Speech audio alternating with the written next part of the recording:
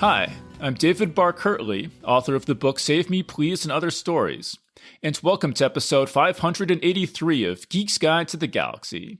Today on the show, we'll be discussing the first 9 short stories in the new book Harlan Ellison's Greatest Hits, and this will include spoilers for everything in the book, so just be aware of that. And I'm joined today by my good friend Tom Gerencer, making his 32nd appearance on the show. He's the author of the business book Think Like Google, and the short story collection Intergalactic Refrigerator Repairmen Seldom Carry Cash, and his popular science book How It's Made, written for the Discovery Channel, is out now. His middle-grade novel The Magic Ski Mountain will be out this month. So Tom, welcome to the show. Thanks, Dave. It's great to be back. Okay, so let's start off and have you tell us about your history reading Harlan Ellison. So my history reading Harlan Ellison is the same as my history reading just about any science fiction author from his day and age, which is that I was a huge science fiction geek as a kid. And when I got out on my own and I was reading, living in an apartment, I would go to these like used bookstores and I would buy paperbacks, old paperbacks that were kind of dog-eared and the covers were kind of wrecked. And I would find authors that I liked and then I would read more of them. And Harlan Ellison, I encountered that way through reading different anthologies and collections. I don't think I ever read Dangerous Visions, which is probably going to shock you, but I think the one I read was Dreams with Sharp Teeth, I think, and I might have had Angry Candy. And then I probably ran across him in other, short stories of his in different anthologies. But I always really liked him. And I always was just kind of like a little bit scared by him, by his personality, just like, this is a guy, like I know he's a great writer. I would never want to meet him. Seems like he would just insult the crap out of me and humiliate me if I ever talked to him. So I never, not that I was ever like, oh, I'm going to talk to Harlan Ellison someday, but I always just was like, had that feeling when I was reading his stuff, like that's the person who I imagine wrote this is somebody who's very good, but not anybody I would want to know. So that's about it, really. That's what I knew before I read the stories in this anthology collection.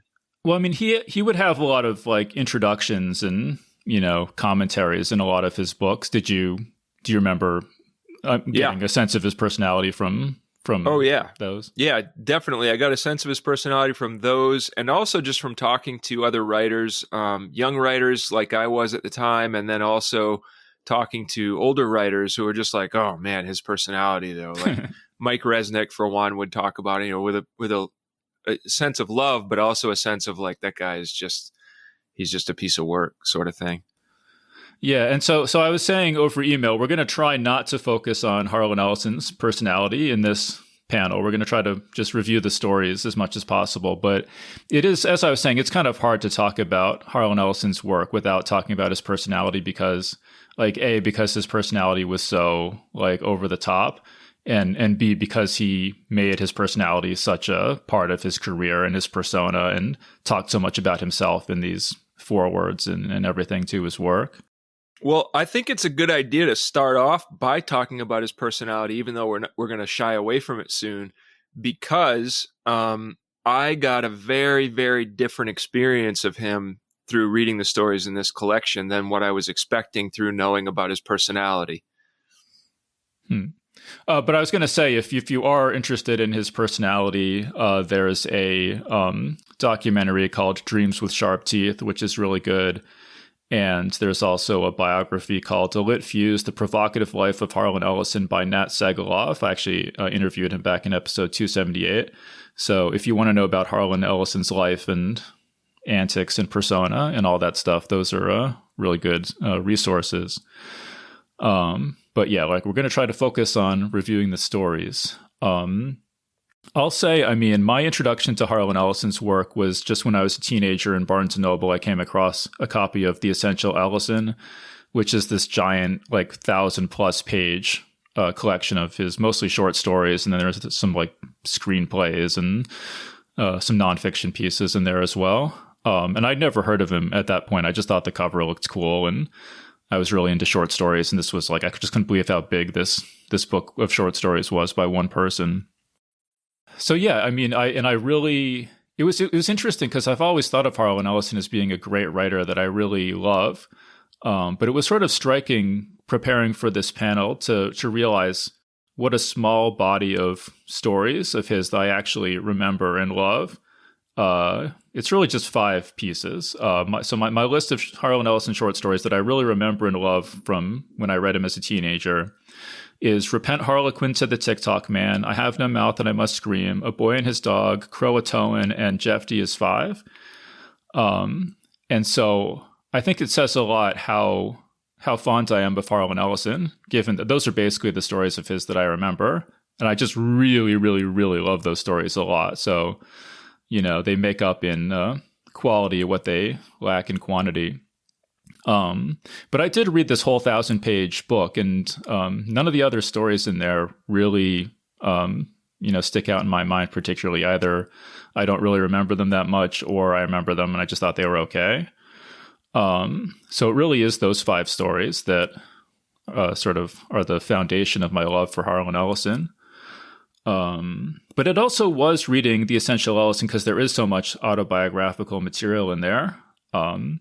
I was realizing that my idea that being a science fiction writer would be a cool thing to be was really sort of disproportionately influenced by Roger Zelazny and Harlan Ellison. Roger Zelazny, and they're sort of polar opposites in terms of, Roger Zelazny was super private and I basically never knew anything about him, but his characters were just so cool, and you could tell he was having so much fun writing that it just made being a writer seem like a cool thing to be. And then on the other hand, Harlan Ellison talks more about himself than probably anybody else who ever lived. But he made being a writer seem cool because he just talked about how cool he was basically in all his adventures and, how passionate he was and everything. So what do you think about that, Tom? What do you think about that? I thought it would be cool to be a writer in large part because of Harlan Ellison. Yeah, I think that's a really good reason to think being a writer would be a cool thing to be. Having watched, I watched part of that documentary. You told me that was a cool documentary and that I should watch it. And then I stupidly rented it off Amazon, and they only let you watch for 48 hours and then they cut it off.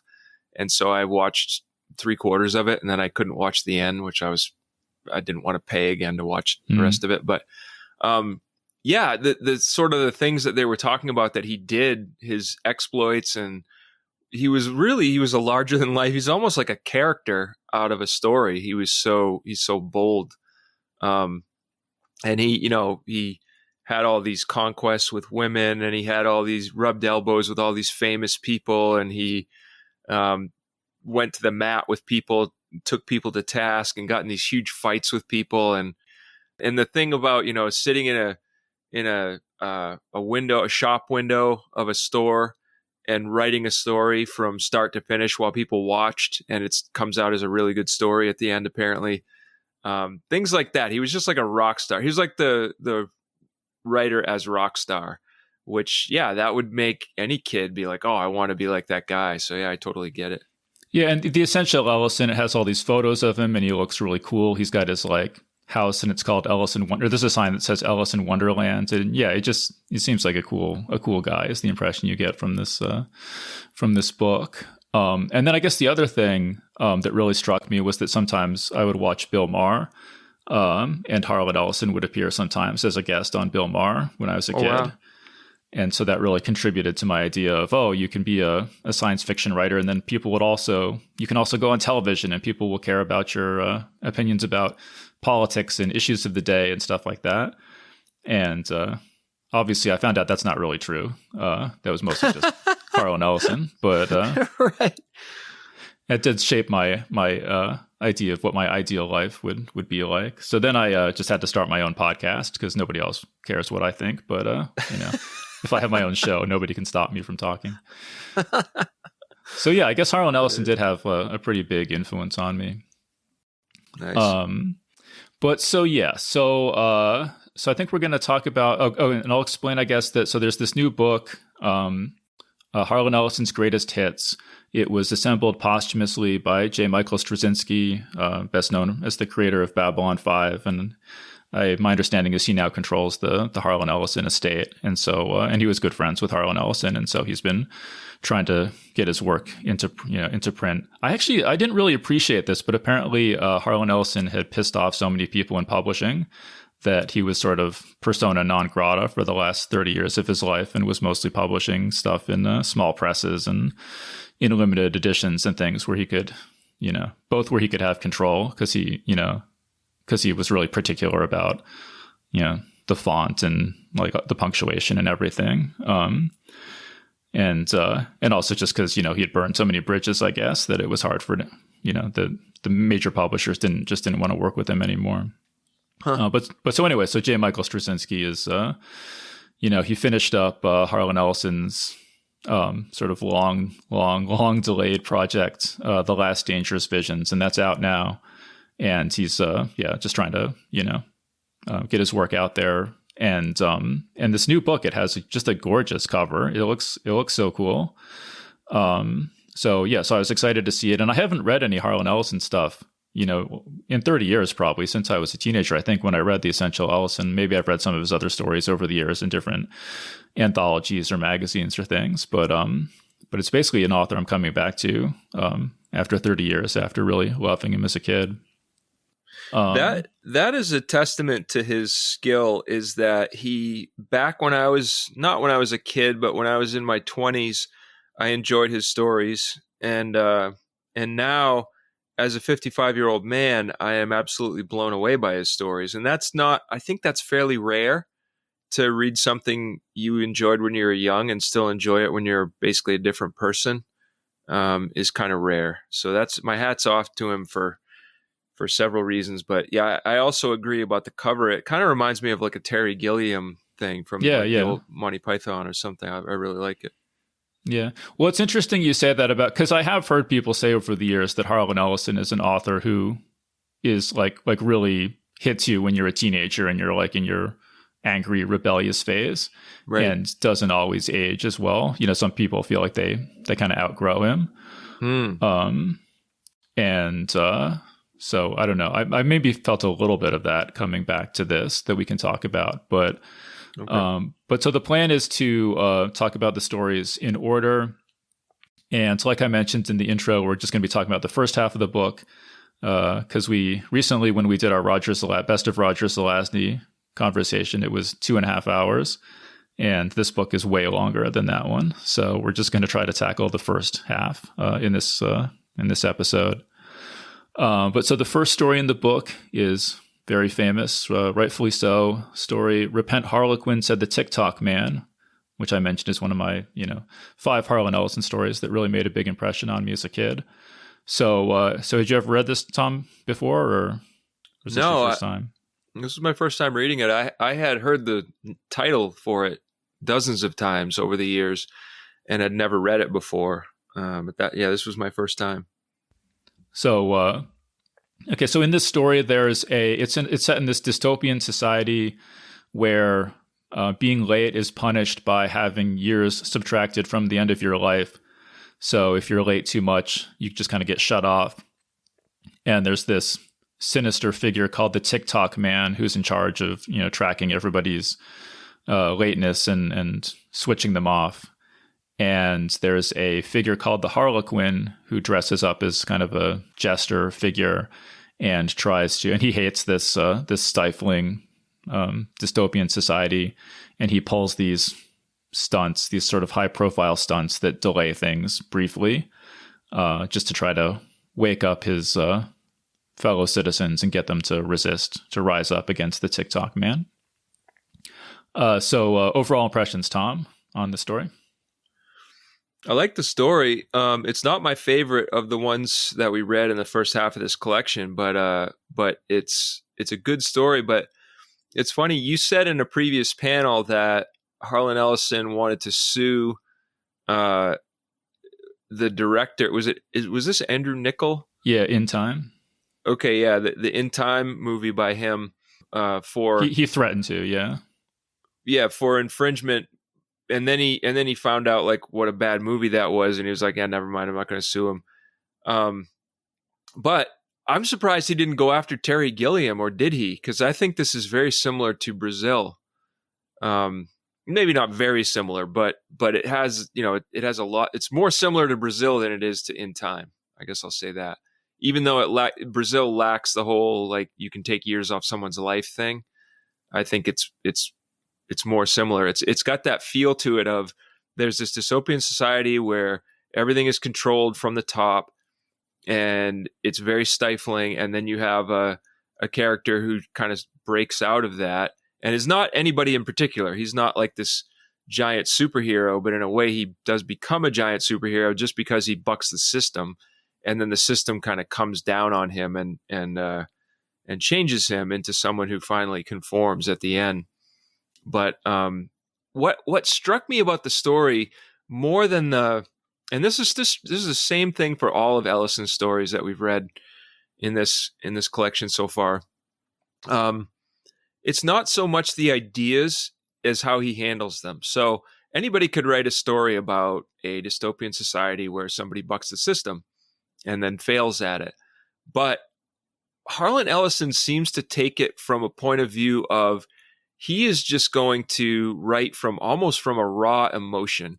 And he's going to get into, I think it's in the introduction to Mefisto and Onyx, where Frank Miller says, other writers can make you feel like you've read something or seen something or heard something, but Ellison can make you feel like you've lived it.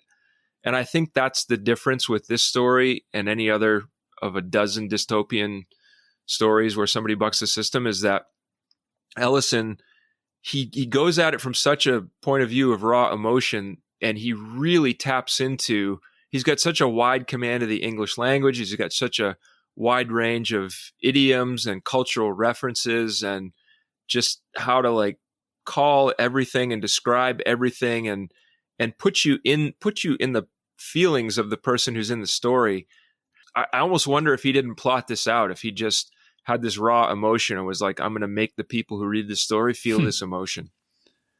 Yeah, well, I understand that he was always late and people would complain about him being late all the time. And so this is kind of like his angry response to, like, this is what happens when you insist people are on time. It leads to a dystopian hellscape, which I don't agree with at all. I mean, actually, like my wife has serious issues with being late. So reading this story, I was like, this is really actually more of a utopia than a dystopia, really.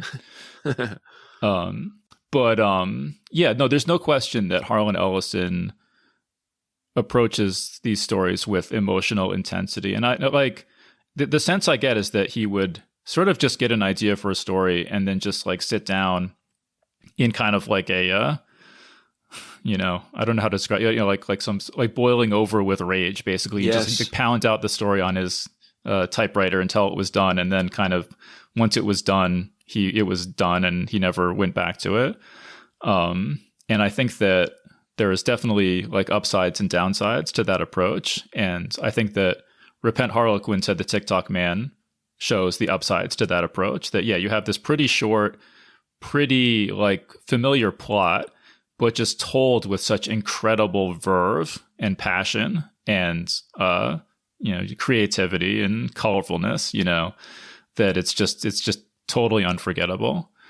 And it's also like, I guess another aspect of his storytelling style is that he sort of really foregrounds himself in these stories. So you're always, or at least in a lot of these, you're aware that he's telling that it's almost like Harlan Ellison is like standing in front of you saying like, check out this story I'm telling you. Isn't it awesome? And there's a lot of like fourth wall breaking and, like he takes like, is it Thoreau? There's like this big block quote at the beginning of the story. Yeah.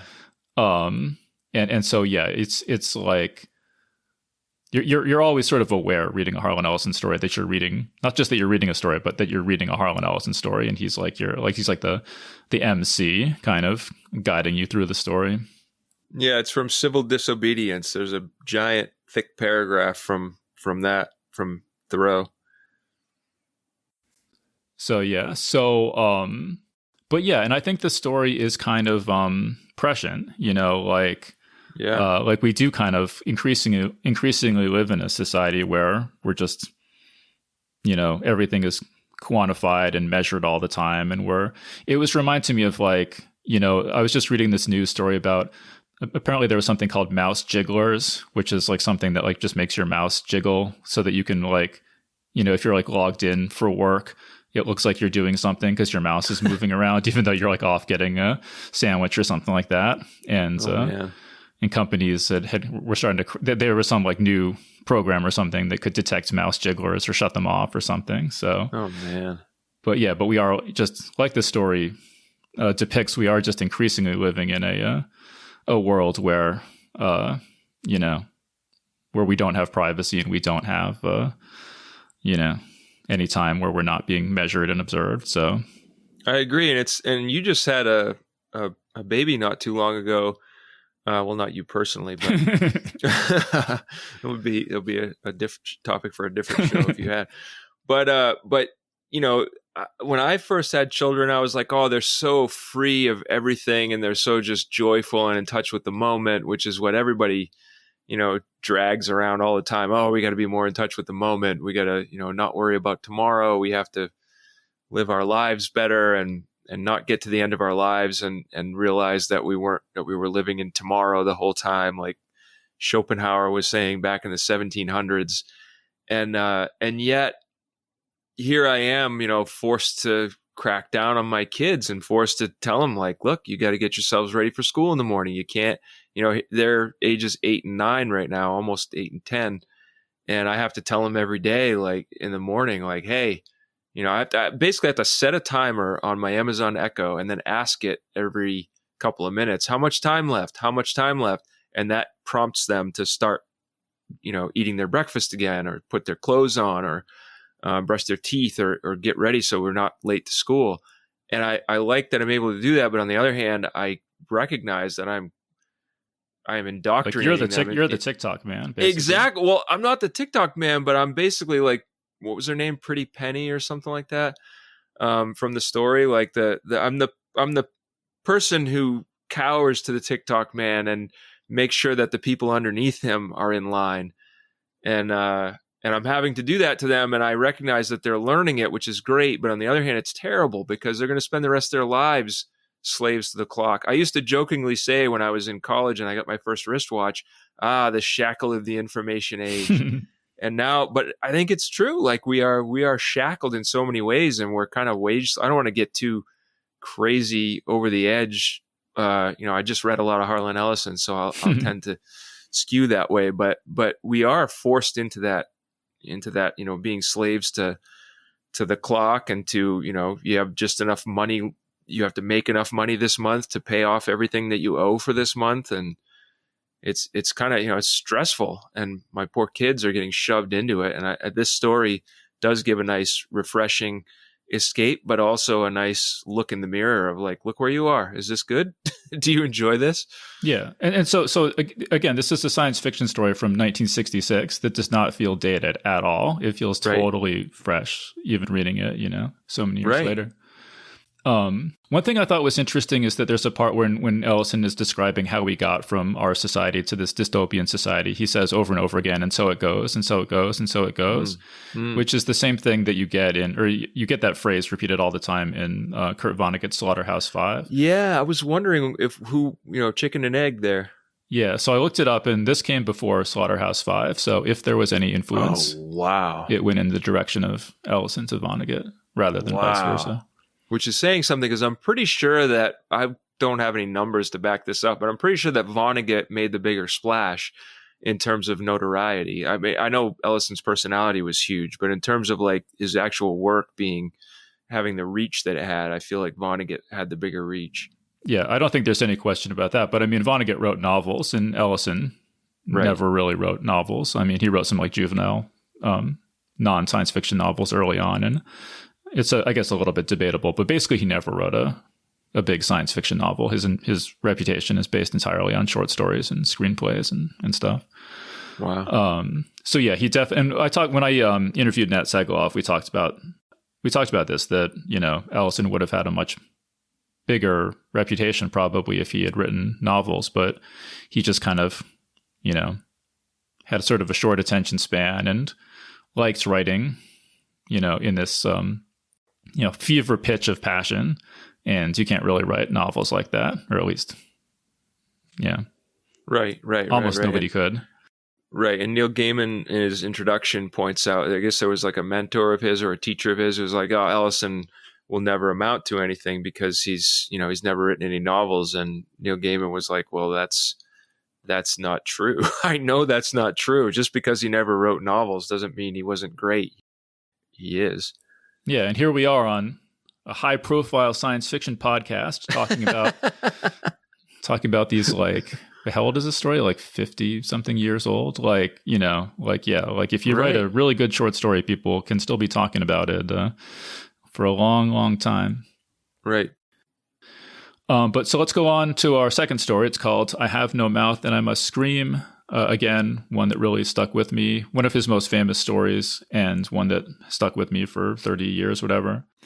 Oh, and so the premise is that there's a supercomputer and it's exterminated humanity, and it's kept alive, I think, 5 people, so it can torture them endlessly as revenge for giving it sentience. But I think it says, like, making it this machine that it has sentience, but it can only kill, basically, and it's angry that this is how it was created. And so for 109 years, it's been torturing these 5 humans, and it seems to have basically godlike powers at this point. It can sort of manipulate reality in all sorts of ways, and so they're sort of trapped in this underground computer complex, being subjected to just horror after horror after horror. So, Tom, what'd you think of I Have No Mouth and I Must Scream? This is a bleak, dark, haunting warning of a story that has, if anything, more relevance today than it would have had back. When did you say this one was published? This was 1967. Unbelievable that this was published in 1967.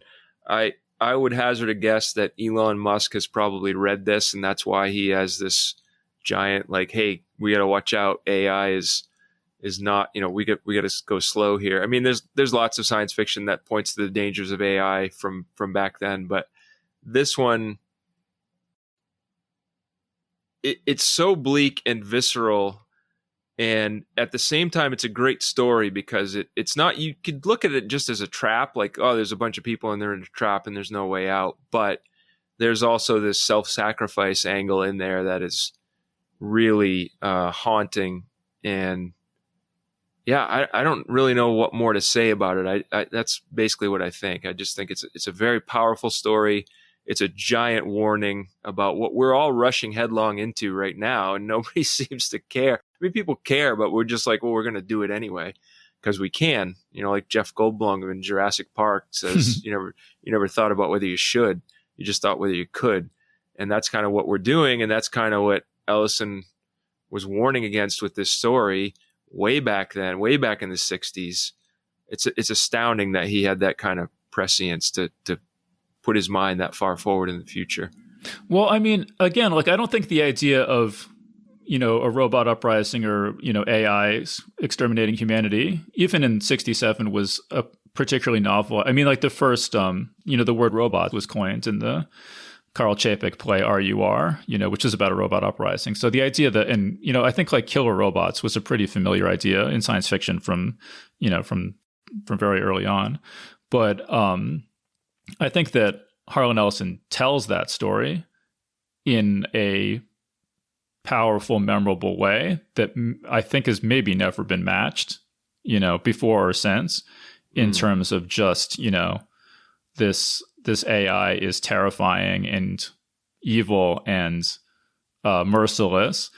And I can't think of another, even given all the, like, hundreds and hundreds of evil AI, evil robot stories that have been, dreamed up over the decades. Like, this one stands out as, as the most sort of unremittingly awful scenario you can picture.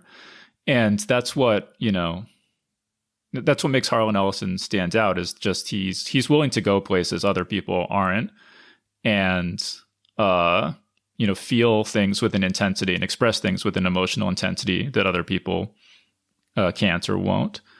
So yeah, I agree. This is a stunning story. I have one. Oh, and I guess you mentioned, that the ending, there's this sacrifice and everything. I'll just explain that in case anyone hasn't read it recently. Spoilers coming. Yeah, spoiler warning again. But yeah, so what happens so I mentioned there's these 5 humans who have been tortured for over a century, and at the end, the main character finds a way to kill everybody, the other 4, and so he's the only one left. And so then the evil computer is like, okay, now I was being nice up till now. Now you've really done it. Now I'm really going to torture you. And it sort of like mutates him into this sort of lump where he won't be able to harm himself. He's turned into this sort of protoplasmic, I don't know, lumpy sort of person. Like a gelatinous blob, like from Dungeons and Dragons, almost like a gelatinous cube. That's why I picture it. Although he's not a cube, but he has kind of rubbery arms and legs, but he can't really use them. He can just kind of slide along the passageways, and he leaves like a glistening trail behind him. But his mind is intact, so the computer can still torture him. Yeah. So I mean, so yeah, and that's I have no mouth and I must scream. That's because by the end of the story, he doesn't even have a mouth anymore. So I love the story. I loved rereading it. I had one sort of like, I don't know, complaint, I guess, reading it now, which is very minor, but it did strike me as a little bit odd that it took 109 years for this to happen. Like, it seems like if you've been tortured for 109 years, you would have tried to kill yourself or your friends. Right. It wouldn't take 109 years for that to happen. And so, I mean, I guess there's various ways you can rationalize that, but I thought that the story never presented a totally satisfying explanation for what made this day different than the previous 109 years in terms of things change on this day. And I thought maybe there was an opportunity there to, to make something special about these circumstances or this day or this moment, that would explain why things change so dramatically. So yeah. What do you think about that, Tom? Yeah, that did not occur to me while I was reading it, but now that you mention it, I agree with it. What the little tidbit or a little sticking point that I had with the story was that, if you've ever tried to kill anybody with an icicle, as I have. Well, you are from Maine, so pretty much everybody in Maine has tried to kill someone with an icicle. Exactly. But no, I agree with you. I think that part is it's worth a question. Yeah. So, I mean, it could just be that, for some reason, the protagonist has been holding out all this time, hoping against hope that something, that they can defeat the computer or escape somehow or something. And for some reason, this is the day where he realizes that no, the only way out is death. That's and that fair. he's going to make this sacrifice. Or it could be that there's some unique opportunity is presented, maybe that he's been, for like 50 years, he's been planning this, and finally his chance arrives. And so, like, yeah, these icicles fall down. So, I mean, I guess you could say that's the opportunity, but I didn't totally buy that these icicles present a unique opportunity that has never come about in all these 109 years. Right. So yeah, I thought that could have been tweaked a little bit, but that was really. Oh, go ahead. No, go ahead. Well, but in the same way, when you're on board, I think we discussed this with Andrea Kale before, because she's a screenwriter, and if you read books on screenwriting, Robert McKee says you can forgive almost any foible in a story, almost any inconsistency, as long as you're on board. And I think Ellison has a unique ability to get you on board. And so I tend to overlook things like that with his writing in the same way that I do with Stephen King. I grew up reading and loving Stephen King, and Ellison's work these short stories remind me very much of Stephen King's early short stories from like Night Shift and Skeleton Crew. Especially like this story reminds me of the predecessor to The Stand was a short story about some teenagers on a beach in Maine during a plague that's ending the world. And they call it the Captain Trips. And I can't remember the name of the story, but this story reminds me very much of that story. And I think Ellison was kind of like in the same vein as Stephen King, just that he never wrote, 1,500 page novels. But no, this many of the stories in this collection remind me very much of those early, raw, really emotional, really gripping Stephen King stories. Yeah, well, I mean, Harlan Ellison is sort of thought of as a science fiction writer, I think, in the public consciousness. But I mean, at least based on this book, you would really call him more of a horror writer. Like some of these stories definitely remind me of Stephen King stories, or just kind of like, like horror stories that you might read in, if you picked up like the year's best horror or something like that. Right. Or Robert Bloch, who I guess he was friends with, Ellison was friends with. These are very similar. I read a collection of Robert Bloch short stories decades ago, and these remind me of that too. But Robert Bloch, you could call him science fiction, but look, he's the guy who wrote Psycho, and he's classified as mostly a horror guy, but I think he wrote a ton of science fiction too. Yeah, but when you're saying, if the story is told with a certain level of craft, you don't notice the flaws. And I think that's true. I mean, I never noticed the issue I just mentioned with I have no mouth and I must scream before. I don't know if other people have talked about it or not. But I mean, I do think it's worth asking anytime you're writing a story, how is this day not like every other day? That if there's going to be some big events happening in the life of the character, why are these big events happening on this day in these circumstances to these people, and not another day, not another time? That's fair. So, okay, but let's move on to The Deathbird, 1974. So in this one, this is a very complicated story. There's sort of, I guess I'll say there's sort of three things going on in this story.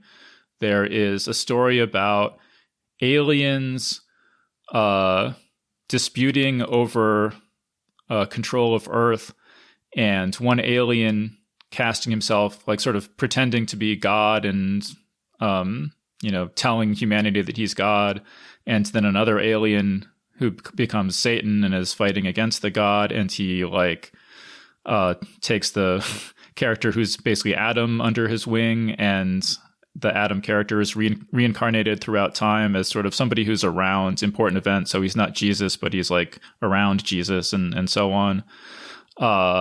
And eventually the Adam character has to like overthrow God and sort of put Earth out of its misery, kind of after pretty much everyone, or maybe everyone except him, has died, every human.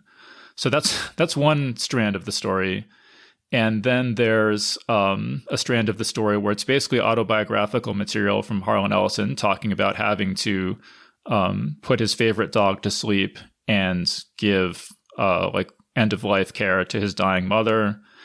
And then there's another strand of the story, which is like a multiple choice quiz that pops up throughout the story, kind of asking you if you're paying attention to what's going on in the story. So I hope that made sense at all. But that's basically what I took away from what the story is about. So Tom, what'd you think of The Deathbird? Well, I think if you read the story, then your description of it makes perfect sense. I think the people who've never read the story before, they're probably thinking, what? Because you're right. Like what you said is correct. That's the story, but it reads reads a lot better than what you said. I think this story is a technical and emotional tour de force for a practicing and devout Catholic. It's problematic in a lot of ways. It's difficult to read.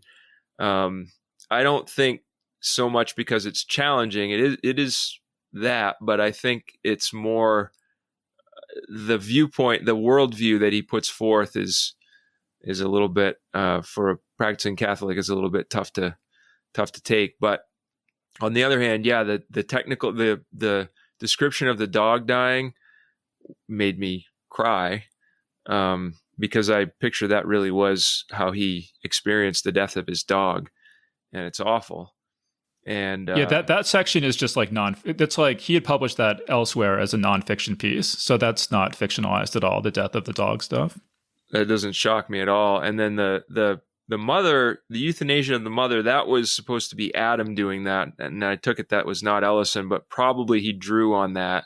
He drew on real experience, for not of euthanasia, but of just dealing with a terminal illness in a parent. That also was very grueling, and his question is extremely valid. Like the whole theme of the story is, look, how is it possible for there to be a good, kind, caring, all-powerful God in a world where we have all this hardship? And let me show you some of the hardship I'm talking about. And he does a very good job of making that case. And I think you could have written this story without that and had a technically proficient story that wouldn't grab you by the emotions like this one does. And this is a very emotional. I'll say of these first three stories, they don't make me want to reread them. None of the three, but they're so emotional. Some of the short stories later in the collection do. They are fantastic and probably very rereadable. But these three are so hard to get through emotionally that it's like, man, I don't know if I want to go through. It's kind of like a Cormac McCarthy book. You read it and you're like, whew, man, I need to go, watch Sound of Music or something. Well, I totally agree with you that I totally lost it at the dog dying part. It's incredibly powerful. Him talking about how much he loved this dog and how heart-wrenching it was to lose it. I was not personally crazy about the multiple choice questions. I thought that given how serious the theme of the story is, that there was sort of like a weird, juxtaposition or conflict between the sort of jokey multiple choice questions and the serious themes of, assisted suicide and all that kind of stuff. So I personally was not that, I probably would have taken out the multiple choice questions, but I thought that fit because I think you would classify this story as new wave science fiction, which was where it was like him and I'm trying to think who else. I don't know if it was Theodore Sturgeon or who it was, but there was Avram Davidson or, there were lots of writers who were just trying new things and being like, what if a story doesn't have to be the way that people say it has to be? What if it doesn't have to have that structure? And what if we can invent a new structure and throw like different, John Barth, he was not science fiction, but he was very much new age writing. That kind of 1960s, we're going to experiment a lot. We're going to try like psychedelic things. And I think that fit very well with that sort of aesthetic. And I read a lot of that, so it didn't bother me. And I thought it made a lot of sense. If you're trying to make a point that maybe a lot of people will object to, it might be one thing to just, step in as a teacher and say, I'm going to ask you some Socratic questions here and get you to think for yourself. I thought that was kind of worked for me, but.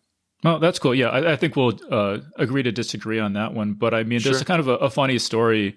So Harlan Ellison wrote this story he was staying at Robert Silverberg's house when he wrote this story. Oh, wow. And he, Harlan Ellison, this is how Robert Silverberg tells it. So, this may be a little self-serving to Robert Silverberg. I don't know. But he basically says that Harlan Ellison just really wanted to, Harlan Ellison cared a lot about impressing Robert Silverberg, and that Robert Silverberg just really didn't like his stuff that much, even though they were good friends. But that he was always honest with him. He's like, yeah, I just don't think this is that good. In Robert Silverberg's telling, Robert Silverberg had more of a literary sensibility, and Harlan Ellison had more of like a pulp comic book sensibility, and so they just had sort of different tastes. Huh. But so anyway, so Harlan Ellison wrote this story, and Robert Silverberg's sitting out by his pool, and Harlan Ellison comes out and gives it to him and says, "What do you think I should do with it?" And Robert Silverberg says, "Burn it."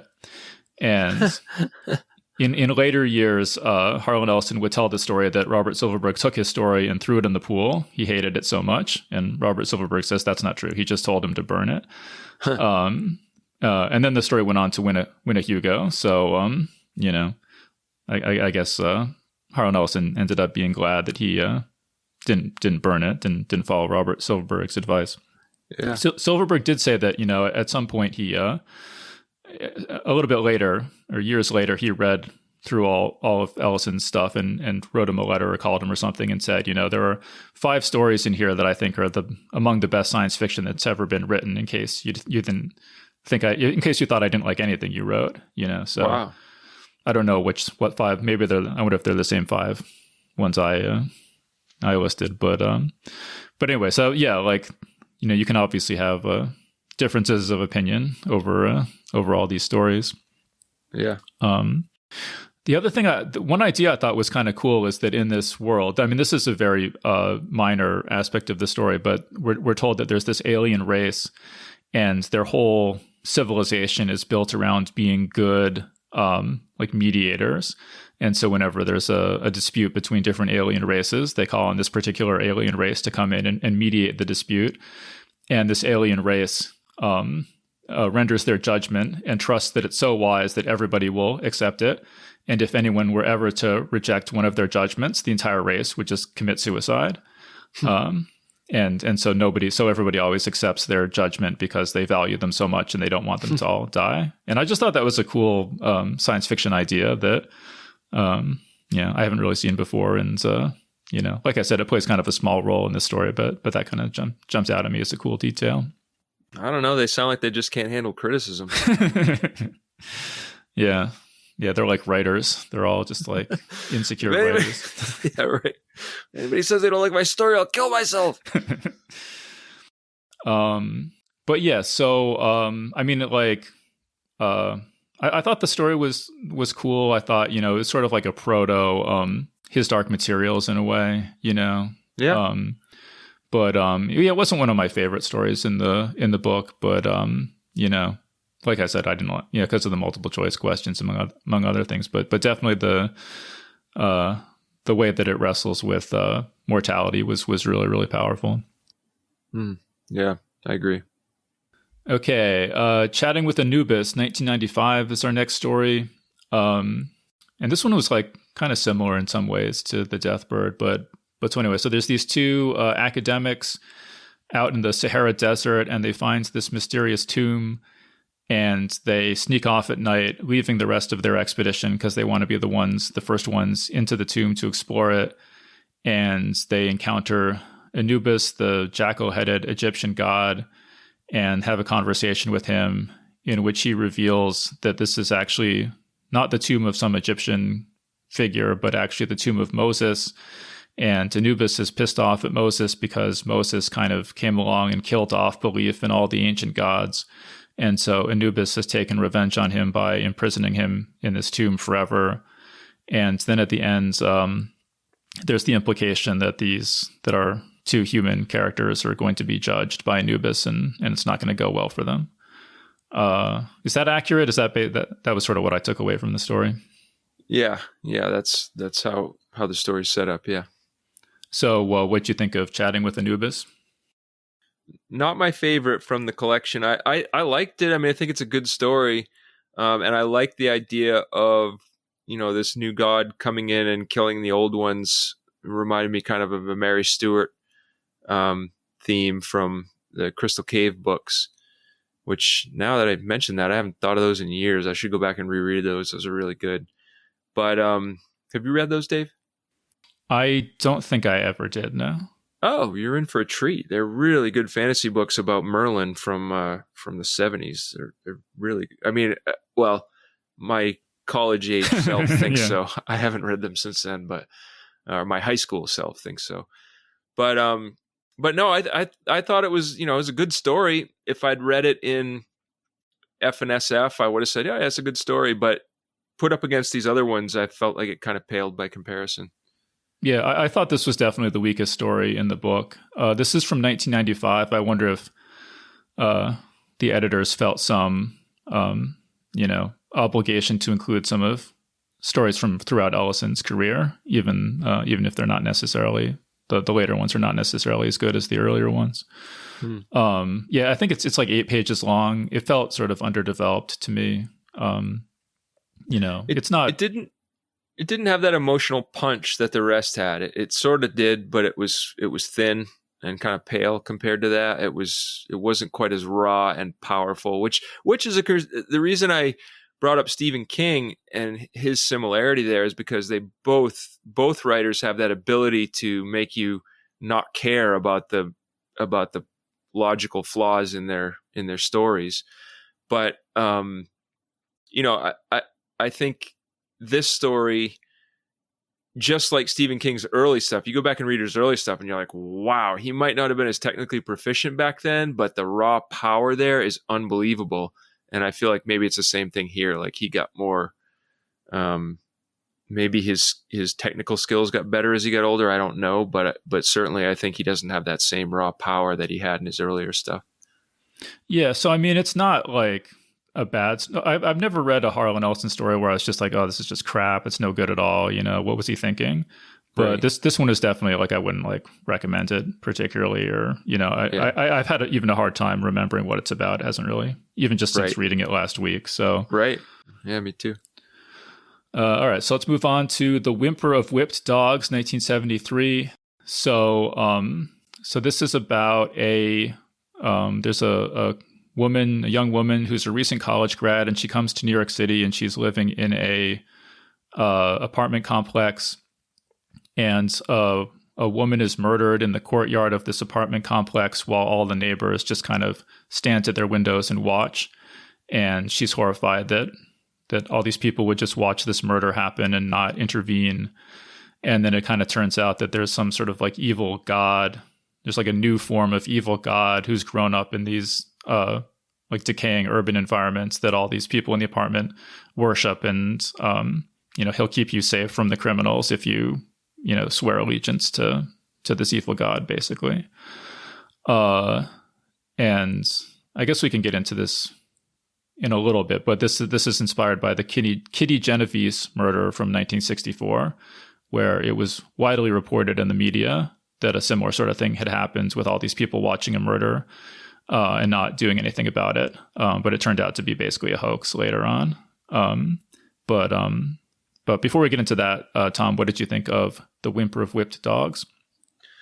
I thought it was a very powerful story. Did you happen to study psychology or sociology in college? And if so, did you, Dave, have study this Kitty Genovese murder in any of those classes? Yeah, I did take at Colby. Tom and I went to the same college, although at different years. But yeah, at Colby, I took both Introduction to Psychology and Introduction to Sociology.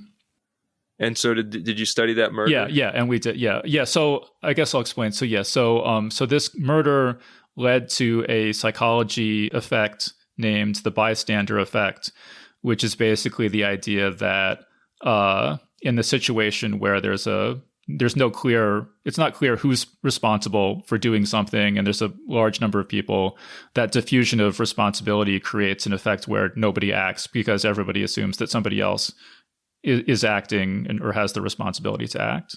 Is that? Yeah, exactly. And that's why they teach you, if you take a class in, a first responder type class, they teach you like the first thing you have to do is understand that it's your duty to act. And the second thing you have to do is get other people to realize they have to act also. So you have to shout out to people, hey, go call 911. Hey, go find some blankets or stuff like that. You have to tell people. And I think this is where the Good Samaritan laws come from as well, which is what the Seinfeld characters were jailed for at the end of the series for violating. And it all comes out of that Kitty Genovese murder, which was horrifying, right? There was like, what did they say? 39 people watched her get murdered? Okay, so yeah, but it turns out it's not true. Is it really? Yeah. No. Yeah, so and like incidentally, like if you've taken any college level psychology or sociology class in the last 30 years, you can basically assume everything you were taught is the exact opposite of what's actually true. So you might want to get your money back on that education. But yeah, look into the what's it called? The replication crisis. If you haven't looked into the replication crisis in psychology, look into that. But yeah, so apparently, I mean, I didn't look into this in super detail, but apparently what actually happened in the Kitty Genovese case was that there were only a couple people who actually saw, the crime, and they weren't sure, like none of them really had a good view of it. And there were like 2 people who did call the police, and there was one person who did go and try to sort of like cradle her in her arms until the police showed up. So the idea that there were 38 people who did nothing is just like totally not true. It seems what happens is that there was a police officer on the scene who told a reporter that that's what happened, but he was either exaggerating or, upset or, sure, he was upset. Something. So, oh, wow. But yeah, it's not true. So, I mean, that doesn't necessarily invalidate the bystander effect as a observation, but yeah, this is just why you really need to be skeptical of sensationalized stories you read in the media. And this was in the New York. This was in the New York Times too. It wasn't like that's National Enquirer or something like that. Well, yeah, I wasn't just going off the media. I was going off what I learned in college. But amazing! Wow, that's a mind blower.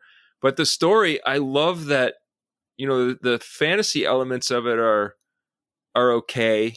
They're not world shaking or anything like that. Similar to, I mean, look at, I'm sorry to keep going back to Stephen King, but look at him. I'm going to read about vampires. I'm going to read about werewolves. I'm going to read about, anything ghosts, like all this stuff it's been done to death, but it's the way that he does it. And it's the way that Ellison does this as well. The idea itself is not that world shaking, but I love that he takes any idea and he says, I'm going to make this as important and as emotional as possible to the characters and to the reader.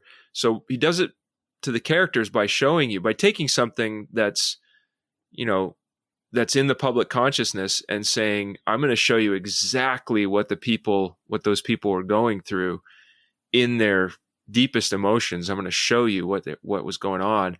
And then he takes a fantasy element and applies it to not just show you a fantasy element, but to say, look, this is a choice. This is a real, even if it's not real because it's fantasy, but this is a very real choice that we're all faced with all the time, that you live in a tough world. You live in a world where there are people who will do things that are not right. And you have 2 ways you can react to that. You make a choice between, I'm going to remain a good person and do the right thing and get eaten, or I'm going to accept that in order to live in a world like this, I have to become that kind of person who does those kinds of reprehensible things. And I think that the themes that he puts into his stories make them so hard to look away from. And that's why I think this is a powerful story. It's not because of the fantasy element, which I think is, sort of run of the mill, but the other stuff is just kind of wow getting to me. Yeah, I mean, I feel like, this is sort of a run-of-the-mill story to me, honestly. I mean, I feel like the main thing the story has going for it is the title, which is a totally badass title. But I feel like if the story was called like Evil City or something, nobody would particularly remember it. Yeah, probably. Yeah, and like you say, like I could imagine. I feel like if you picked up a year's best horror, you would read, you would read stories similar to this from. I feel like a lot of different horror authors could have written this story, whereas some of these other stories, you're like, no, only Harlan Ellison could have written this story. But this one just, feels a little bit more generic to me. I mean, it's like technically proficient. The plot is solid. The storytelling is solid, but it's just not super memorable to me, and kind of, like you say, a little bit run of the mill in terms of the concept. Yeah. Okay, moving on. Jefty is 5, 1977. So this is a story about a guy, and when he's a kid in the 40s, he's friends with this kid, Jefty, and they kind of hang out and play together. And the main character grows up and he's 22 at the time that the story happens, and somehow magically Jefty has remained 5 years old this entire time. And I haven't checked this, but I have heard that how Harlan Ellison got the idea for this story is that he was like on a train or something, and he heard somebody say like, somebody said, "How's Jefty?" And somebody else said, "Oh, Jefty's fine. He's always fine." And then he misheard it as like, "Oh, he's 5. He's always 5." Again, I have no idea what the provenance of that is, but I've always liked that as a inspiration for the story. But so, Tom, what do you think of Jefty is 5? So this is where Ellison, the writer, versus Ellison, the famous writer, started to really get into me. And I started thinking, wow, this guy, I really like this guy. I really like this writer. I really like his stories. What I like about this story the most, I didn't really love the resolution of it. My favorite thing about this is how much he makes you nostalgic for a time that I never lived in, that you never lived in. I loved, my older sister and my oldest brother grew up in this time period. So I heard them talk about these things. So maybe that flavored it a little for me, but I love his love of that era, and it comes through. And it's almost like the whole story, you could have done away with the science fiction and just had him rail about what we've lost and what we've traded it for, and it would have been similar. But I did like the story as well, and I like how he approaches it from a point of view of, I'm not going to try to explain this. I'm not going to try to give you any kind of rational explanation. I just want this to be there, and I want you to look at it. And I think that's really cool too. I mean, I loved him talking about the old time radio. I don't know if you knew this, but I was a huge fan of old time radio. I used to buy cassettes all the time and listen to them over and over and over again. I listened to The Shadow. I used to listen to Jack Benny and George and Gracie. And I was not from that time period, but I thought it was a cool time period. And I thought we lost a lot from not having it anymore. Because I think writing for radio was a different animal when people didn't know they had this crutch of visuals there to support things. And I thought radio writing and the sounds they could create, the soundscapes, were fascinating. And so for him to talk about all this stuff was really cool to me. And that's mainly what I took away from it, is that I love his love of that era and his kind of sense of loss that it's gone. It was my biggest favorite there. Well, yeah, and like I said, this is one of the 5 stories that made me fall in love with Harlan Ellison. And so I remembered it being great. But then when I went back and read it, I was like, this is actually like better than I remember. This is really, really great. Yeah. This is like miraculously great how much I love this story. This story was actually, there was a Locus magazine took a poll in 1999 for the best science fiction story of all time, and this was voted the best science fiction story of all time in that poll. Wow. It's really, really great. I just love it. Definitely my favorite story in this book. On rereading them all, or reading the first half. And so to explain a little bit more, so the main character at some point realizes that Jefty has this magical connection to the past where, so the main character is nostalgic for, you remember when there was real butter on popcorn and real chocolate and candy bars and real cream and coffee and all this kind of stuff. Things were so much better in the good old days. And so Jefty has this magical connection to this past where, he can turn on his radio and listen to the radio shows from the 40s, and they're like new episodes as if it had continued all this time. And he can send away for decoder badges and stuff like that. And so it captures, like you say, it captures Ellison's love for this period and just the sense of nostalgia. And even when I first read it, I had absolutely no idea what he was talking about with any of this stuff. And still, the sense of nostalgia is so powerful that you can feel it even if you have no idea what he's talking about. And now I have a little bit more idea what he's talking about just from having gone back and read earlier stuff and so on. So maybe it even hits me more now. But yeah, the story just captures like the magic of childhood and the nostalgia of growing up in a way unmatched by any other story I can think of. It's very it's like a Ray Bradbury kind of story. It's like you know, it's like Ray Bradbury's themes just done incredibly well. It's kind of set in the world of A Christmas Story too. If you like that movie, it's that kid is the same in the same era where he's got the Ovaltine, the secret decoder ring, and all the things that are around him in that world is the world that Jefty was born into as well. Yeah, and this is like, I don't know if it's the only story in the book where there's nothing like particularly problematic or offensive or edgy Right. about it. So like, I think this is a good place to start with Ellison. I can't imagine anyone not loving this story. Whereas some of the other ones, definitely can be kind of polarizing. So yeah, I love this story. I have like I have two small quibbles with it. And one is, you said that he doesn't try to explain what's going on, but there's like one paragraph where he does try to explain what's going on with reference to like physics and, quantum mechanics and something like that. And I thought that should have just gone straight, like take that straight out of here. Cause like, there's no way you're going to be able to make this, plausible in any way. And just trying to bring plausibility into it, even if it's just in one paragraph, kind of breaks the spell and makes me start wondering, like, wait, why don't his parents, like, if we're talking about this like in reality and not as sort of like a magical fable, like, why don't his parents call the newspaper and tell them they have this magical kid who has this magical connection? Like, do they not want to be celebrity millionaires? Once you start thinking about it in those terms, like, the thing sort of unravels a little bit. So I think it would have been way better to not even raise the issue of plausibility at all. And so that's one thing. And then like the second thing, I don't know that I even really particularly would have noticed, but years and years ago, I read a review somewhere, in like, I don't know, some Damon Knight or, some, or James Blish, some book of criticism like that has always stuck with me, that I think is a legitimate criticism.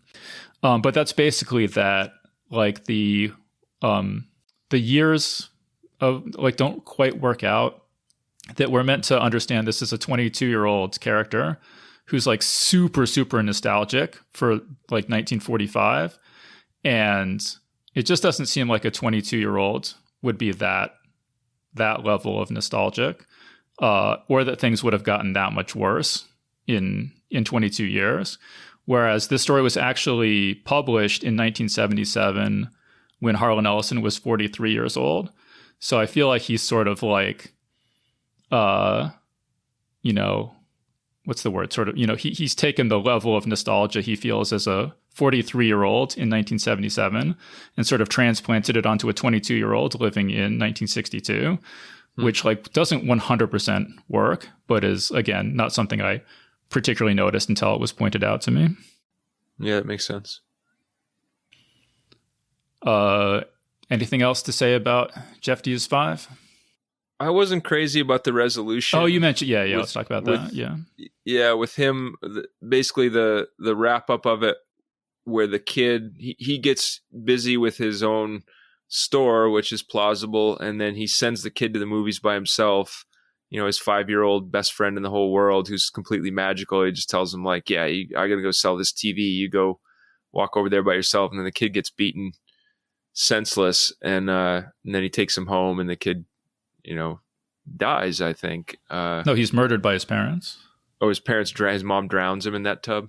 No, she puts the radio in the tub to electrocute him. That's why the lights kind of flicker.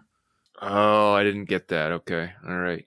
Well, anyway, okay. All right. I guess I didn't understand it that way. I didn't understand that that's exactly what happened, but I just thought that was a little bit, him dying at the end was a bit dramatic, a bit over dramatic. And I thought it might've made more sense if he just, something about the guy kind of choosing the present day over Jefty's past would have like shocked him into starting to grow old then, and then losing that connection to the past or something. I felt like it would have been more emotionally resonant if it wasn't quite so.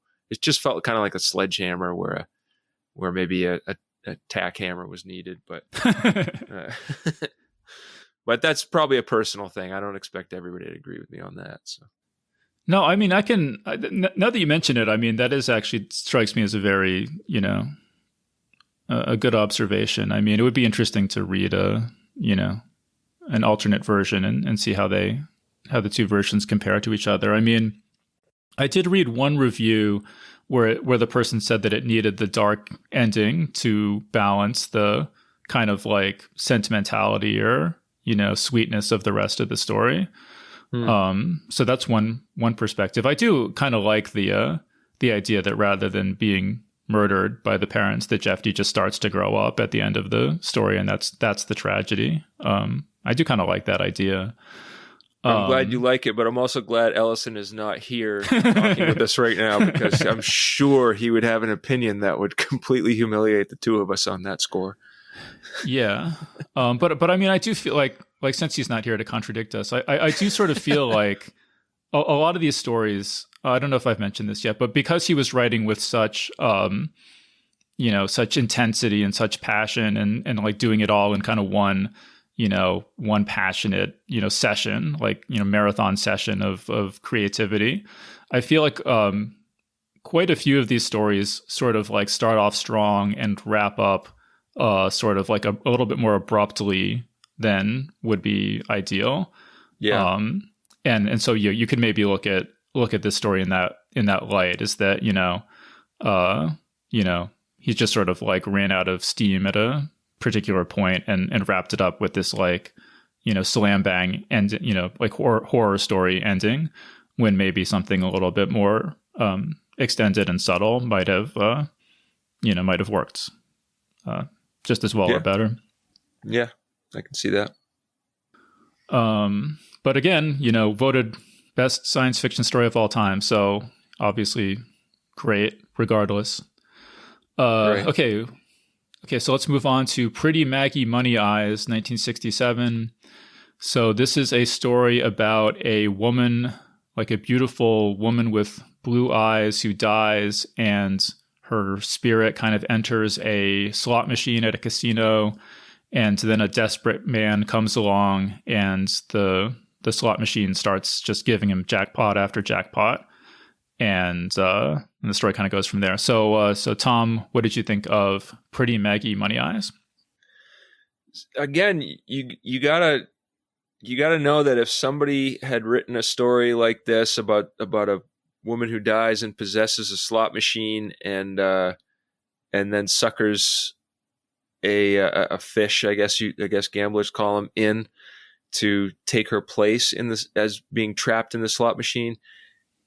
It's not a whale. I thought it was a whale. I don't know. I don't know a lot about casinos, but the fish are the small ones and the whales are the really rich ones. So I guess you could say it was a whale. Yeah.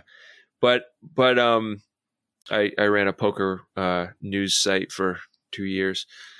But anyway, so I think anybody else, you could write that story and just be like, yeah, okay, it's an interesting story, but it's just the way he writes it. Again, the same thing with his love for his love for that nostalgic era that he grew up in, is what makes Jefty is 5 such an amazing story. I think a lot of you could have written that story without that, and it would be half the story or a quarter of the story that it actually is. And the same thing here. I think he has a real love of just the details of Vegas. And I think that's what makes this story so powerful to me. It's not the idea that it's this high-priced call girl who winds up, has this whole story happen to her and to the guy who she knows. I think it's more the world that he puts you into is so fun to be in.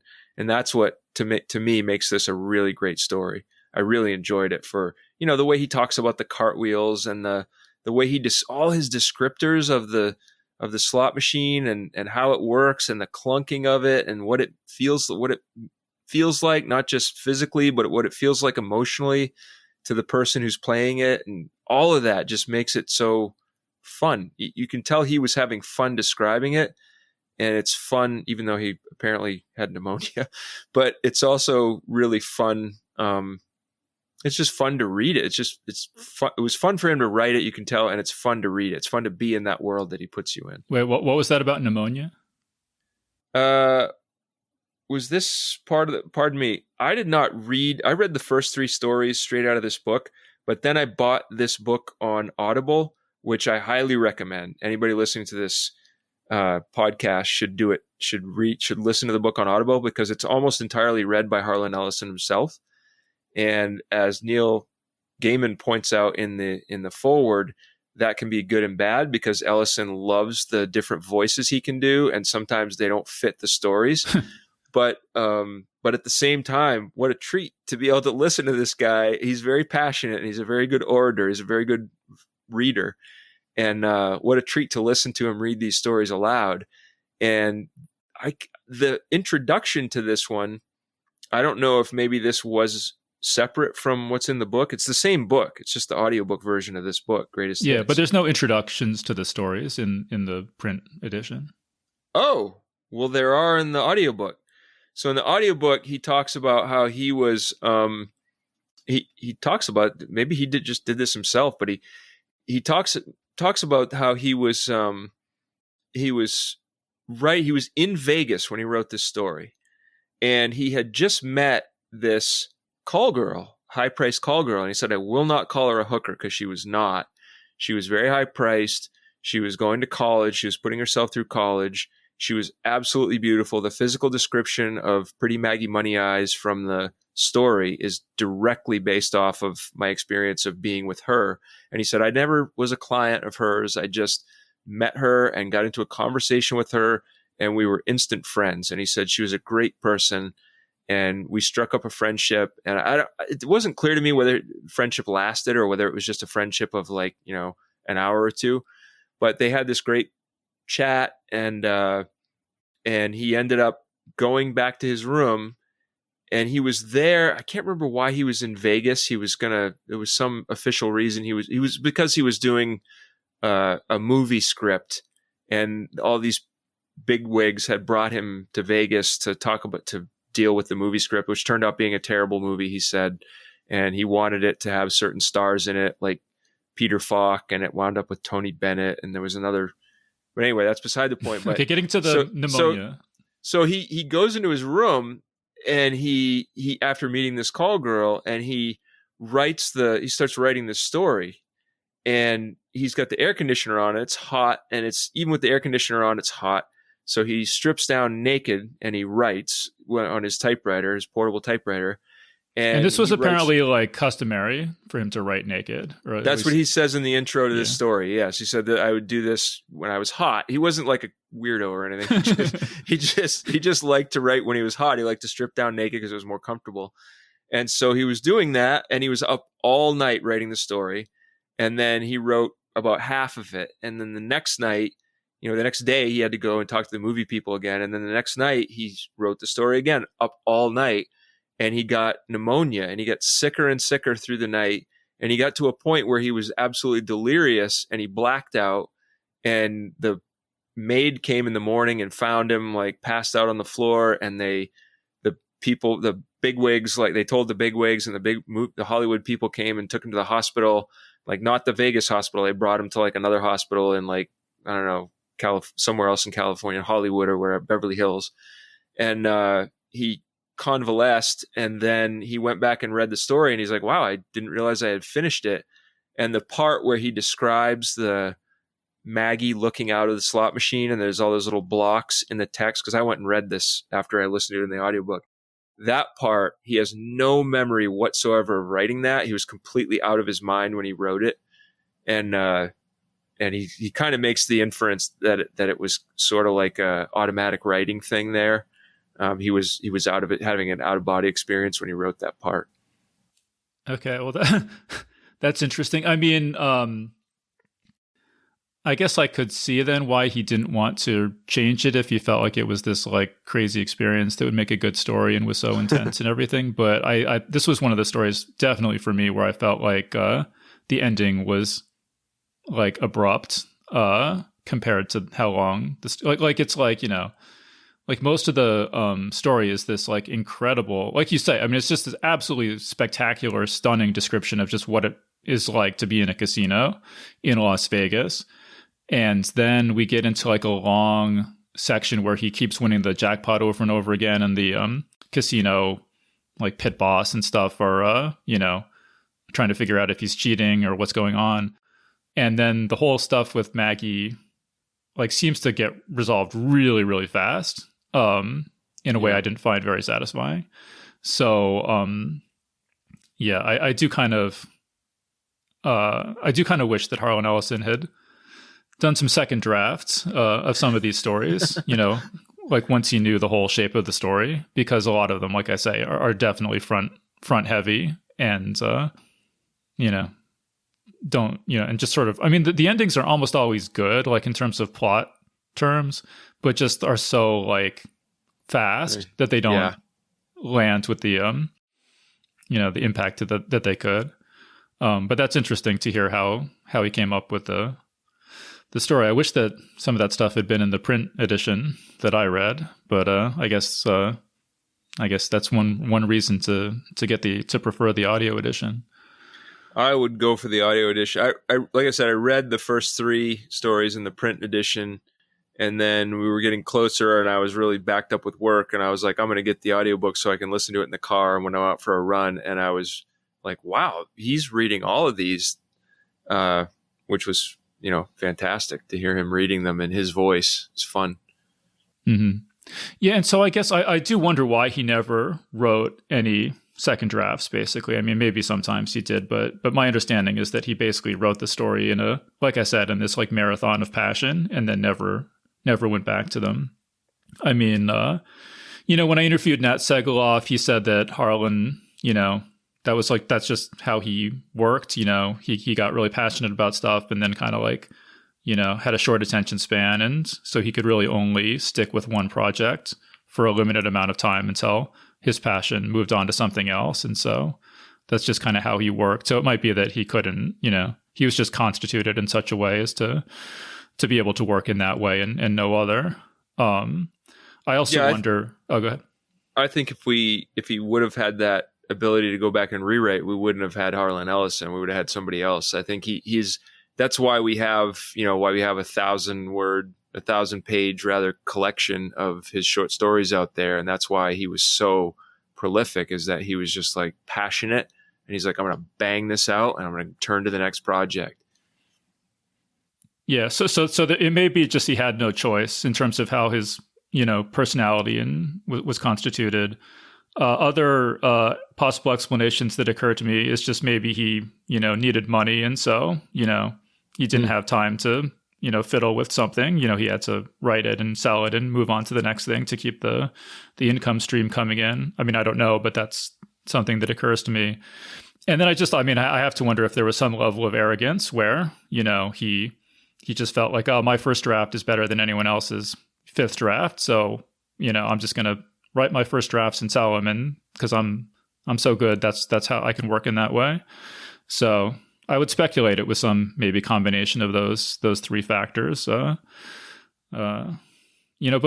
I do think it is a little unfortunate in a way. I mean, I can remember years ago, I used to volunteer for the New York Review of Science Fiction at David Hartwell's house. And I remember him saying to me one time, he said, Harlan Ellison has written 1,000 short stories. You don't need to read all 1,000. You could read like the 20 best and stop there. Wow. And at the time I was sort of, taken aback because I really loved Harlan Ellison. And I was like, no, I'm sure I would, if I had time, I would want to read all 1,000, But yeah, coming back to this collection, I'm like, oh yeah, I can kind of see like, maybe if he, if these are all first drafts, all 1,000 of these stories are all first drafts, maybe I don't need to read all 1,000 of them. Well, that's a good point. You and I have had that debate before about, what's better, writing more or writing less, but writing it better. And I guess I started out in the camp of writing more is better. And now I'm in the camp of, I think I'm moving more and more toward the camp, especially after reading your collection, Save Me, Please, and other stories.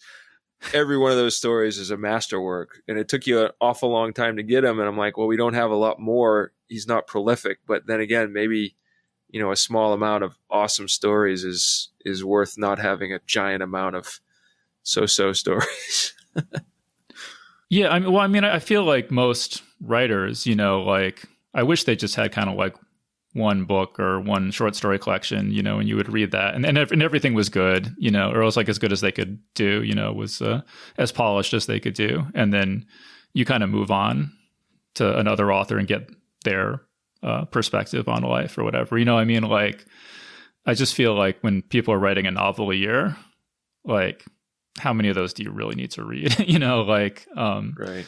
So and like how many, even my favorite writers, like I don't read like 50 of their books or whatever. I might read like 10 of their books if it's like my all-time favorite writer or something. But I think I agree with you on principle, but then you look at a writer like Zelazny, and if he had not written Doorways in the Sand, I almost wouldn't care about him. Yet most people don't really regard that as one of his best. And if he had just focused on making Amber, 10 times better or 5% better or whatever, and not written Doorways in the Sand, people like me would be left out, because there's certain writers like that who I'm like, wow, I'm glad they were so prolific, because I feel like they wouldn't have turned out these 20 or 30 gems if they hadn't written all that other garbage.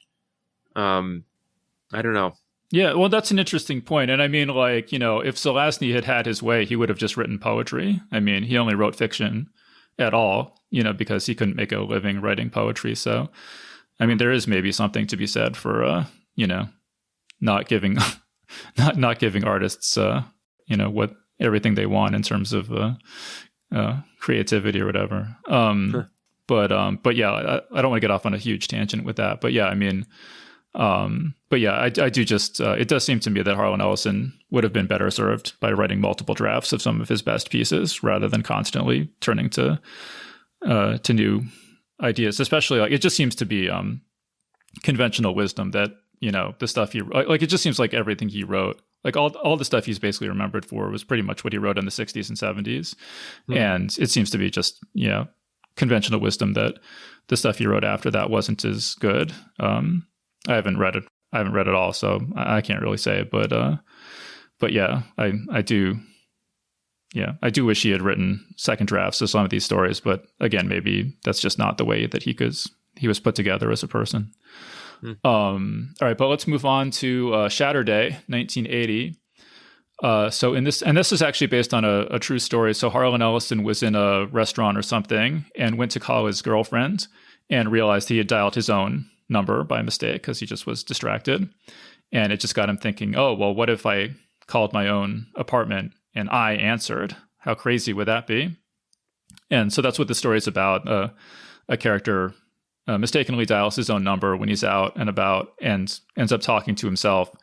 And now there are two versions of him, and they're sort of at war with each other over who will be the real one and who will have the job and the apartment and everything. So Tom, what'd you think of Shatterday? I loved it. I loved the story. I loved listening to Ellison read it. I loved watching the Bruce Willis Twilight Zone version of it that you sent me. I think you made a comment about my short stories one time that the best science fiction humor is existential, and I would argue that the best science fiction period is existential. And I think this is a very existential story. I think this could have very easily, starting from that germ of story that you talked about, I feel like I've read that story lots of times in my experience of reading lots and lots and lots of short stories from the 60s and 70s. I read lots of stories where somebody calls and they answer, or somebody runs into themselves and then they have to figure out what's going on. But this is, I think, the best one of those I've ever read. And I think the reason it is because he looks at a real life event that people go through. I mean, it's science fiction, but in a way it's allegory, which I guess that's supposed to be a dirty word in science fiction, but it sort of is. And I don't mind that here. I think it's great. This concept of, let's not just figure out, oh, isn't it weird? I'm talking to myself all of a sudden, but let's look at, well, what part of myself is it? And we suddenly realize that the main character is the bad part of himself. And he's split off into the good part of himself and the bad part of himself, or more accurately, he's trying to now change, and he's trying to leave the less likable parts of himself behind. And now he's he realizes, oh, I'm the less likable part. And you realize that over the course of the story, like this guy is like not the best part of himself, and the other guy is going through some kind of self-help or awakening or trying to better himself and trying to leave those undesirable parts of himself behind. And that's a very real thing. It doesn't have to be science fiction to be that, but it's told in such a cool, fun science fiction way with such a specific couple of characters that it's really fun. I just really like this story. Well, yeah, and so the character in this story is named Peter J. Novins, and J is Harlan Ellison's real middle name. Huh. And I don't know, but I would strongly speculate that this, the bad parts of this character are things that Harlan Ellison recognized that he didn't like in himself, the way that the character treats women and, is sort of, not caring for his mom and stuff like that. I mean, I don't know the details, but it felt sort of personal to me as I was reading it. Yeah. And yeah, I wasn't crazy about the Twilight Zone adaptation, although I thought that the ending was really, really effective. What happens in the story at the end is that, the main character realizes that he's kind of the bad half, or at least that his double would do a better job of living his life than he's done of living his life, and comes to peace with the idea that he's going to fade out of existence and his life will be taken over by this better version of himself. And I thought that in that scene in the TV adaptation I found really moving, actually. Overall I liked the story. I mean, I thought that the premise grabbed my interest immediately, and I thought that the ending was the right ending for this story. I did feel like this story was kind of missing a piece in the middle that should have been there. I felt that so it starts out and they have this like rivalry where they're trying to destroy each other's lives. And then we transition to, Peter, the Peter version is dying and is fading from existence and is sick and can't really do anything. And I felt like there was a missing piece in the middle where there should have been like the confrontation should have come to some sort of head or some sort of like climax or something. That he has an epiphany in some more dramatic way. It felt like that we sort of shifted into that run up to the ending before some necessary key part of the story had happened. So I would like to see maybe a little bit more development in the middle. But yeah, I liked the beginning and I liked the end, and I thought it was a cool story overall. Yeah, it's a good point. I could see there being some kind of like just the Peter Novins character struggling a little harder to try to take back his life. Yeah, exactly. And then coming up against like this unquestionable realization that no, I shouldn't be doing this. That would have made it more satisfying. Yeah, maybe something could have happened in a second draft. Just saying. Okay, so that brings us to the final story in this set. This one is called Mefisto in Onyx from 1993. And so the setup is that there's a telepathic guy, and nobody knows that he's telepathic except his parents, who are now deceased, I think, and this woman that he's good friends with that he had a fling with once years before. And she's now a prosecutor. And she has successfully prosecuted this serial killer who's killed 63 people or something like that. And but she has subsequently fallen in love with this supposed killer and come to believe that he's actually innocent and that she was wrong to have prosecuted him. And so she comes to her telepathic friend and says, "Oh, and this serial killer guy is scheduled to be executed in a couple days." And so she comes to her friend who's telepathic and says, "I need you to visit this killer in jail and read his mind and tell me if he's actually innocent, because I'm terribly afraid that I've made a huge mistake and he's actually innocent." So Tom, what'd you think of Mefisto in Onyx? This was by far my favorite of the set. I thought this was a fantastic story. I didn't know what year it was published, and so the whole way through this, I was wondering, as you kept saying things like, well, his best stuff is when he was younger, and as he got older, it wasn't as good. But I was wondering, like, oh, I wonder when that was published then. And now when you say that was in 93, I would question that premise that maybe he lost a lot of his talent, because I think this is the best one. I thought the voice here of the main character was phenomenal. Maybe that was influenced because Ellison was reading this and he had an accent on, and it was more clear what the character was, who the character was through that. But also just like his turns of phrase here to put you in that character's experience. This is the one, I guess you said there were no introductions, but this is the introduction to this one, read by Ellison, I think, was Frank Miller talking about Harlan Ellison and saying he doesn't just make you read something or feel like you've seen it or heard it. He makes you feel like you've lived it. And that's exactly how I felt in this story. I thought it was fantastic how it, again, very similar to Stephen King, how it's like, oh, it's a run-of-the-mill fantasy trope of there's a telepath. But what a fantastic story, in my view, that he's not only a telepath, but he's got this relationship. He's a black telepath, and he's got this relationship with this, that he lives in Alabama. He's got this relationship with this white district attorney or assistant district attorney who's a woman who back at that time, she's not only a district attorney, she's like one of the best, and she's an amazing person, and he's really good friends with her. And it's not that they haven't had any kind of romantic link. They did at one point very briefly, but now they're just strictly friends, and he really regards her highly as like probably one of the best people in his life. And she turns out to be in love with this reprehensible person. And right away, I think, to me anyway, it's obvious that, oh, this is another telepath. This is someone who is tricking her. Because the minute she says she's in love, knowing who she is and who this main character told in the first person introduces her as, there's no way that she can really suddenly think this guy is innocent, this serial killer is innocent, unless he's another telepath and he's messing with her thoughts. And so right away, I was like, okay, it's a telepath. And that set up this massive suspense through the rest of the novella, and it's the longest story in the collection so far too. But it sets up this suspense where you're thinking, okay, there's going to be a massive clash between this guy who's this really powerful telepath, but doesn't use it because it's abhorrent to him. He feels like he has to take a shower every time he gets in someone else's head, and he won't use his power on her because he doesn't want to ruin his friendship, because everybody he looks into, he's like, gross. These people are all gross.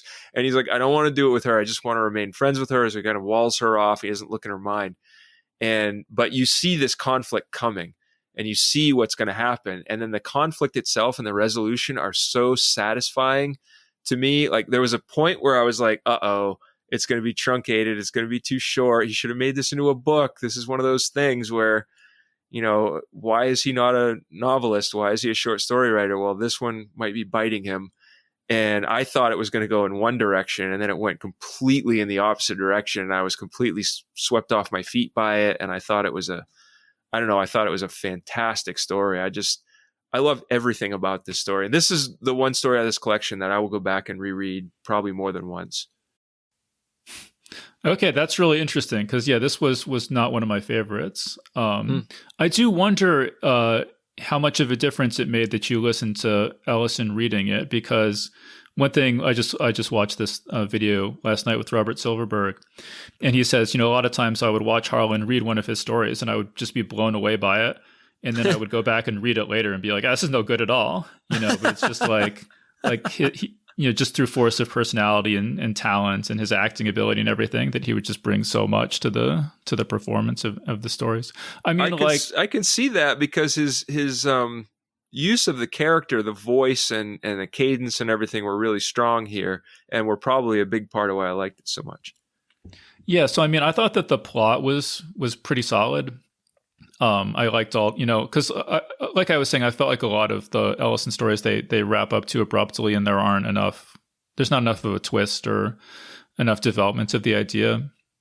And this one, I felt like there were like the right number of twists. So I liked the plot overall, But I did feel like this one, like what you were afraid was going to happen, I felt like did happen. Where, so the first half of the story is like it's like 38 pages long, and it's basically just the setup of the, like there's this guy in jail, and I want you to read his mind and tell me if he's innocent, and Rudy has a crush on Allie. Like that's basically all that needs to be established, and it's like 38 pages to establish that. So it felt really, really like front loaded to me, and I have to say it took me 4 days to read this story because my 3-month-old daughter started just like squealing all day long, and I'm trying to take care of her. So like I had to read this in bits and pieces over 4 days. So that definitely may have affected my perception of it being too long or whatever. So I'll just throw that out there. But yeah, it did feel like the entire first half was basically just setting up the basic premise. And then the second half, like so much stuff happens really, really quickly, it seemed to me. And it seems like there was just like so many twists and so many like, oh wait, the powers can do this now. And so I felt like the first section should have been a lot shorter, and the second section should have been fleshed out quite a bit. But it obviously it worked for you. So there was one thing that I would argue with about the story that I would have changed, but he just gets me on board with the story so well that I was just like, I don't really care that much, and I'll still go back and reread it just because of the experience of it. But there's at the end. So do we care about spoilers here? I don't think we do, right? No. Spoil away. Okay. So the spoiler is the what you think is going to happen is you think, oh, well, this is a telepath, and the telepath is going to try to trick him into, sending himself to the electric chair instead. And there's going to be this big battle at the end. And then very quickly he gets tricked. He gets completely tricked. And the trick is so complete that there's no battle. And that I was really let down. And I was like, oh, no. We got to see a battle here. Like these are two perfect characters to fight. And I want to see a fight. It's almost like you saw like you saw the movie Rocky, and it's like telling you there's going to be this fight. And then at the end, he's just like, no, I just decided not to fight for whatever personal reasons. And you're like, well, no, I want to see the fight. That's what I felt was going on. And then I was like, no, please, let's have a fight. And then he goes and he's strapped in the electric chair, and he's just about to get fried.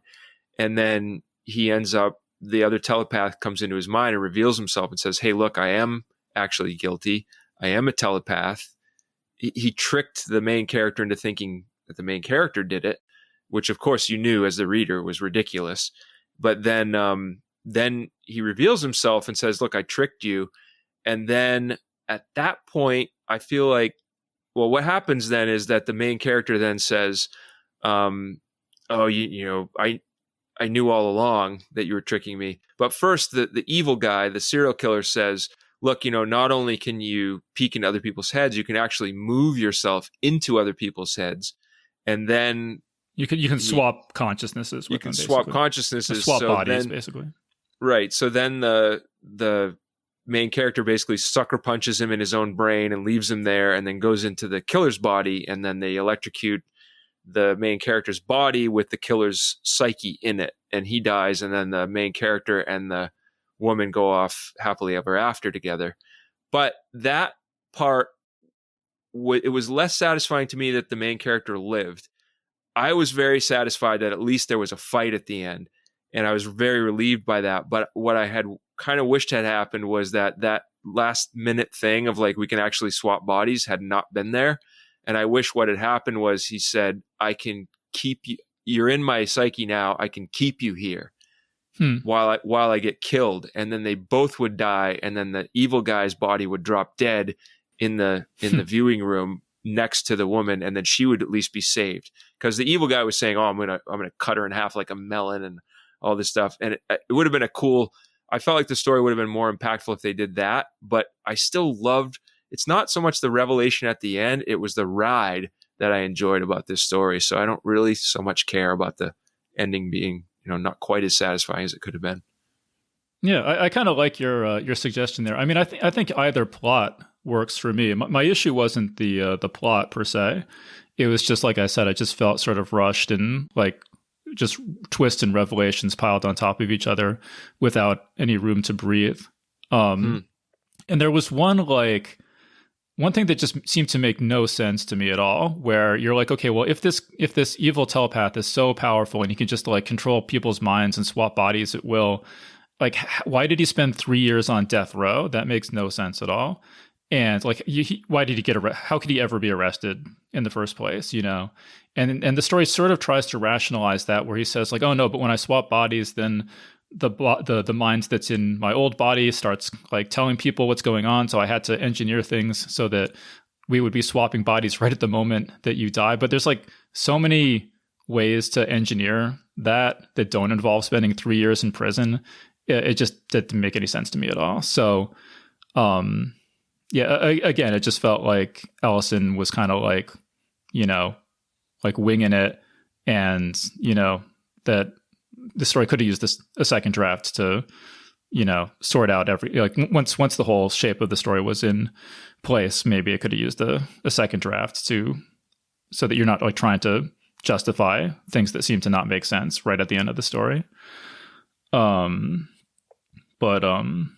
Yeah, I don't know, but I don't know. I'm glad you liked it so much. I mean, I'm not trying to rain on people's parade, but I have seen other reviews where people complained. I mean, this is after I read it, but people complained about the overloading of twists at the end.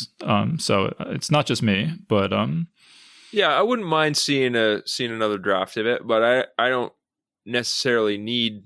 I wouldn't mind seeing subsequent drafts where he improved it, but I don't necessarily need that. I feel like I really, really love the story, and I'll definitely go back and read it again. I'll read it in print. I'll read the print version and see if I get the Robert Silverberg effect where I'm like, no, this is garbage. What was I talking about? But I'll definitely also go back and listen to him read it again. It was a joy. It was a complete joy. I was just like blown away by the whole thing. Yeah, and maybe I'll go listen to his performance of it, and maybe that will just hit me in a better way than just like I said, reading it in between baby screaming. That definitely could have affected my enjoyment of the story. Sure. All right, so that was all our stories in this batch. We did manage to get through it in less than 2 hours, so that's good. Nice. I don't know if there's anything else we should say to wrap this up. I mean, we are going to come back and talk about the second half of this book, so I guess we don't really need to have any huge final thoughts. We can save that for next time. I guess I will just mention, that two of my favorite stories, two of my favorite Harlan Ellison stories are A Boy and His Dog and Croatoan, and neither of those are in here. I could forgive Croatoan, although I love it, but it's the lack of A Boy and His Dog in here is totally baffling. To the extent that I feel like it should have maybe been explained in the intro or something why it's not in here. I don't know if like they couldn't get the rights to it, or maybe they're planning to release it in its own volume or something like that. I don't know. But if you're going to read any Harlan Ellison, certainly one of the ones you have to read is A Boy and His Dog. And like I said, again, like the ones that I consider must-reads are Repent, Harlequin, said the Ticktockman, I Have No Mouth and I Must Scream, A Boy and His Dog, Croatoan, and Jefty is 5. And even having read the first half of this, that stays my list. Some of these other stories I liked, some of them I liked less, but none of them for me were like absolute must-reads. Like if you're a science fiction fan, you can't miss this one. But I guess, Tom, you felt differently, right? Like some of these were sort of must-reads, other than the ones I've mentioned. Yeah. Well, I think Shatterday and Mefisto and Onyx are, yes. But I would say maybe in the second half, could we add Croatoan and A Boy and His Dog and just say, look, this isn't part of the collection, but we want to talk about these anyway. Yeah, maybe we can. I mean, that's going to make it pretty long. Yeah. That's going to be like 12 stories then maybe, which, I don't know. Let me think about that. And also, A Boy and His Dog is a longer one too. I do have one kind of closing thought about Ellison in general and his raw emotion. I have a friend who's a musician who I was asking him, it always perplexes me, like certain songs. I'm like, I don't understand what this song or that song. And he was explaining to me that his take on music is that a song should be just about an emotion. And he's like, it doesn't matter if you can get your way out of that emotion or you can change it or there's any forward progress in a song. It's just an emotion. And that really helped me understand a lot of music that I hadn't understood before. And I think because that speaks to me through like what Poe said, that every short story should just aim to create an emotion in the reader. And I think Ellison does that fantastically well. And I think that's why it does make sense to put him together with Zelazny, even though, outwardly they're very different people, very different writers. They both kind of strove for that same thing, that I want to get an emotion across. And Sheckley too, to a different extent. He definitely had an emotion, but it was always the same one. It was always dark humor. but I think, I think Ellison, it's so inspiring. And that really inspired me to think, well, if I were to go and try to write again, maybe I just would try to write from that point of view of emotion. And that between Zelazny saying all you got to do is write 300 words a day and you got a book at the end of the year, and Ellison reading him and just saying, oh, he's just like taking an emotion and being like, I'm going to make people feel this. It made it possible for me to go and sit down over the past few months and write a 20,000 word mid-grade or chapter book or whatever you want to call it. So I don't know, just inspiring. He's an inspiring character, and I like where he comes from. Yeah, I think that's a good note to end on. Do you want to just tell people again the title of your book so they should be out in a couple of weeks, or? Yeah, it should be out in a couple of weeks.